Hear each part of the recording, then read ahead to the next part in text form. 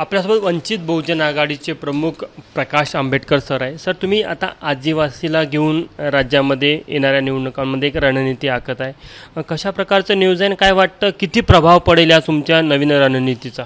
ते एक पहिल्यांदा मी एक निवेदन करतोय त्याच्यामध्ये की सुप्रीम कोर्टाचा क्रीमी लेअरचा आणि वर्गीकरणाचा निर्णय आला। या निर्णयाचा सगळ्यात मोठा धिक्कार जर कोणी केला असेल तर आदिवासी संघटनांनी केला। आणि जेवढी जागृती SCमध्ये झाली पाहिजे होती त्याच्यापेक्षा जास्ती जागृती ही आदिवासींमध्ये त्या ठिकाणी झालेली आहे।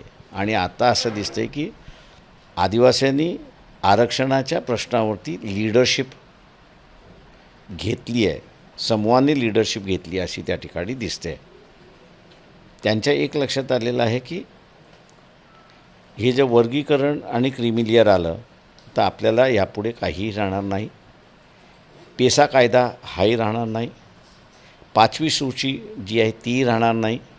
त्याच्यामुळे आपलं वाटोळं लावण्याचं असणारं कामकाज ह्या जजमेंटनी केलं आहे असं त्या ठिकाणी म्हणतात आहेत।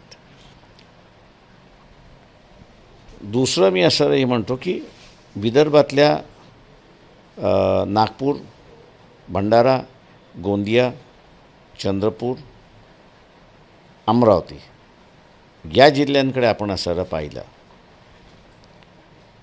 तर 22% आदिवासींची पॉप्युलेशन आहे। आदिवासी आता ह्याच 22% लोकसंख्येचं राजकीय हत्यार करायला निघालेले आहेत। आणि त्या राजकीय हत्याराचा त्यांनी पहिला वार काल असणारा केला आणि तो म्हणजे की कुणबी हा जर विदर्भवादी होणार नसेल तर आम्ही त्याला मतदान करणार नाही, पण कुणबी हा विदर्भवादी झाला तर आम्ही त्याला डोक्यावरती घेऊन नाचणार नाही असंही त्यांचं वक्तव्य काल निघाले अशी परिस्थिती आहे। त्याच्यामुळे ही जी भूमिका आहे आदिवासींची ही मला वाटतं आता प्रत्येक जिल्ह्यामध्ये अधोरेखित केला जाईल। त्याचा परिणाम काय होतो हे मला आत्ता काही सांगता येणार नाही, कारण का ती कालच घेतलेली भूमिका आहे। त्या सगळ्या विदर्भातल्याच आदिवासीला घेऊन तुमचं नियोजन आहे की संपूर्ण महाराष्ट्रातल्या वेगवेगळ्या भागामध्ये आदिवासी त्यांना घेऊन देखील नियोजन आहे? ते आमचं असणारं फक्त विदर्भाचं नाहीत, पण आम्ही मध्यंतरी असणारं हा निर्णय येण्याच्या अगोदरपासून महाराष्ट्रातले सगळे आदिवासी म्हणजे कोकणातले असतील किंवा गडचिरोली असतील यांनी एकत्र बसून असणारा निर्णय घेतला पाहिजे अशी असणारा आमचा जो प्रयत्न होता।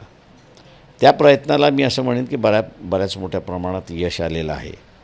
आणि म्हणून पहिली परिषद चोपड्याला 30 तारखेला आहे, 2 तारखेला मनमाडला आहे आणि तिसरी जी आहे ती 6 तारखेला नागपूरला आहे। या लढाईमध्ये आदिवासींना कसं स्थान असणार आहे? आम्ही असं सरळ म्हटले की आदिवासी आत्ता फक्त आरक्षण म्हणजे विधानसभेच्या आरक्षणाच्या मतदारसंघापुरतंच त्या ठिकाणी जे बघितलं जात होतं ते नाही, तर जनरल मतदारसंघातसुद्धा आदिवासी इलेक्शन लढेल हे आम्ही त्या ठिकाणी पाहणार आहोत। तर तुम्ही आदिवासी उमेदवार उतरवणार? आम्ही आदिवासी उतरवून आदिवासी संघटना आणि वंचित बहुजन आघाडी दोघं मिळून आम्ही उतरवणार तिथे।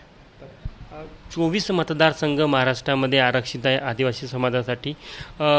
या व्यतिरिक्त असे किती मतदारसंघ आहे, किती जिल्हे आहे की जिथे वाटते तुम्हाला आदिवासी हा निर्णायक किंवा प्रभावी आहे?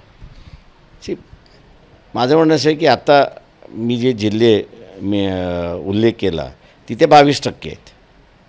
आता या 22%पैकी कुठले मतदारसंघ आदिवासींचे राखीव झाले तर जिथे लोकसंख्या जास्ती आहे तेच राखीव झाले, किंवा ज्या मतदारसंघामध्ये 50,000 आदिवासी मतदार आहे असं धरून चालू तो आरक्षित झाला नाही, पण आदिवासींची 50,000 मतदान आहे त्याच्याकडे कोणीच बघितलं नाही अशी असणारी परिस्थिती आहे।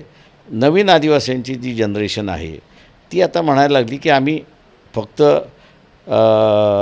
खुराड्यात कोंबडी बंद करतात तशा रीतीने आदिवासींना आदिवासी मतदारसंघात जे बंद करून इथल्या राजकीय पक्षाने ठेवलेलं आहे ते आम्ही तोडणार आणि वंचितनी आम्हाला त्याच्यामध्ये साथ द्यावी। आम्ही त्यांना होय म्हणाल की आम्ही तुम्हाला साथ देऊ तो खुराडा तोडण्याचा, आणि जनरल मतदारसंघामध्ये सुद्धा आदिवासींनी लढावं। अशा किती आदिवासी संघटना आहे ज्या तुमच्यासोबत यायला तयार आहे, त्यांचे उमेदवार देखील तयार आहे? बरेच आहेत। आता इथं सर जसं गोंडवाना पार्टीचं मी नाव घेतलं त्याच्यानंतर भारत आदिवासी पार्टी आहेत, त्याच्यानंतर डॉक्टर गशबी असरे माना समाजाचे आहेत, इतर वेगवेगळे जे नावाने ओळखला जाणारा जो आदिवासी आहे त्याच्या संघटना एकत्र आहेत आणि ते सगळं हे करतात आहेत. कोकण आणि उत्तर महाराष्ट्रात मोठ्या प्रमाणात आदिवासी आहे किंवा इकडे पश्चिम विदर्भातल्या उत्तरेकडे गेलं, अमरावती जिल्हा, अकोला जिल्हा, तिकडे देखील आदिवासी आहे. त्यांना देखील सोबत घ्यायचं तुम्हाला? त्यांनाही सोबत घेतो आहे आम्ही, त्यांनाही सोबत घेतो आहे आम्ही. तेही आमच्यासोबत आहेत, तेही येतील.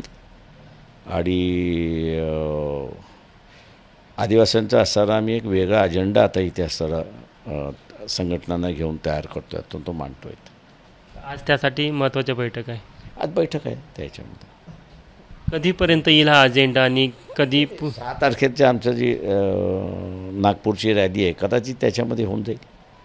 Thank you. Cameraman Venkatesh Naidu sir, Tushar Kohale, ABP Majha, Nagpur. ABP माझा, उघडा डोळे बघा नीट.